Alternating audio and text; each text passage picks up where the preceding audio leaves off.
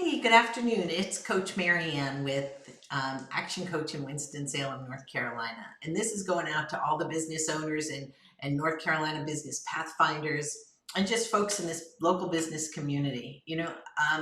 I'm talking to my clients recently, and I think every single one of them is looking for employees. And the question I hear all the time is, why is it so hard?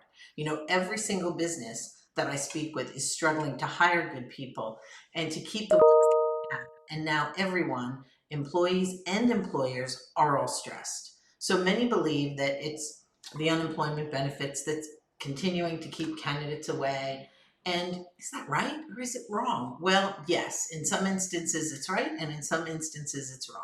Some companies are finding that the reasons why employees who are in consumer facing jobs are really difficult to find is they're not sure it's worth the risk getting sick, right? So they're looking for other opportunities where maybe there won't be public health issues. So in that instance, if you're in a consumer facing business, you really have to work to make sure that you've got safety precautions in place.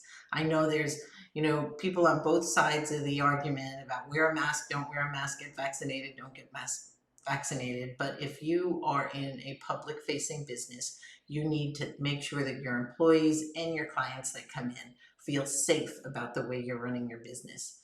Another reason is right here in the Triad, there are larger companies coming in and offering higher wages, reducing some of the barriers to employment, and paying higher than the local small businesses can afford to pay. So that's really hurting the hospitality industry, and they have to get more creative in how do we hire and retain people.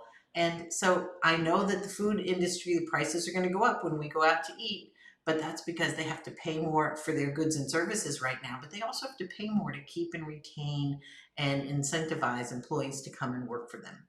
And then when it comes to the trades, for years we've all been telling our kids, go get a good solid college education. And the good news is most of our kids did, but very few, in comparison to previous generations, are going into the trades. And right now, all of my clients and prospects and business owners that I meet within the community that are in the trades, most of them are in their late 50s, 60s, maybe some even in their 70s. And there's not enough people coming into the trades to actually take over from where they are, so that when they want to retire and move on, we've got people in the trades. So if you have kids, encourage them if they are handy and they think that might be a better job for them than sitting behind a desk. People in the trades are making more money now than many of the people with, advanced degrees.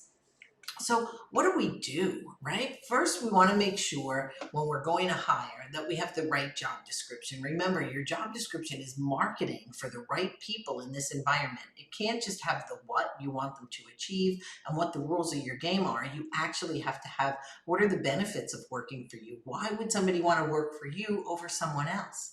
And be creative, make it fun, because you're trying to attract people to come and apply for your job.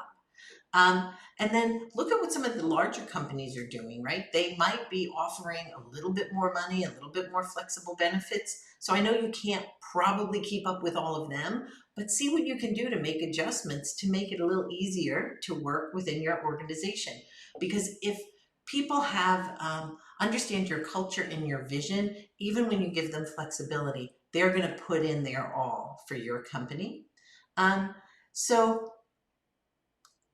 one of the other things I hear is that when you look at candidates' resumes, it looks like they're job hopping, right? How do we get somebody to come into our organization and stay? Well, first of all, make the job sound better and make the job actually better. Improve wages where you can, provide benefits where you can. Make sure that you're training your employees so they think that and they know that you're investing in them so that they can get better.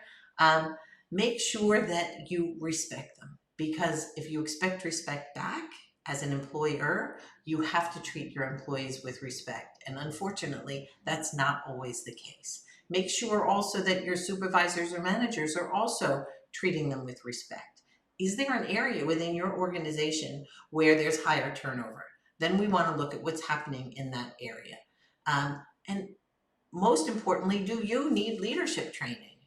right? You can't be the ceiling in your organization. You have to constantly be learning as a business owner. And one of the things that a lot of us have not been trained on in our formal education is leadership skills. And there's lots of courses. And if you want to know the one I'm taking, feel free to reach out and ask me a question, and make a comment below, because I'll share with you the leadership training I'm going through right now. Um, I want you to remember, people don't quit their job, they quit their boss.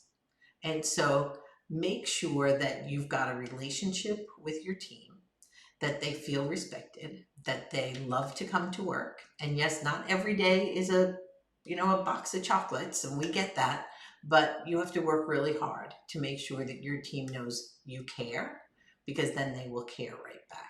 So in short, be a better leader, attract better candidates, and work hard to keep those candidates. And I'll talk to you soon. Take care, Coach Marianne.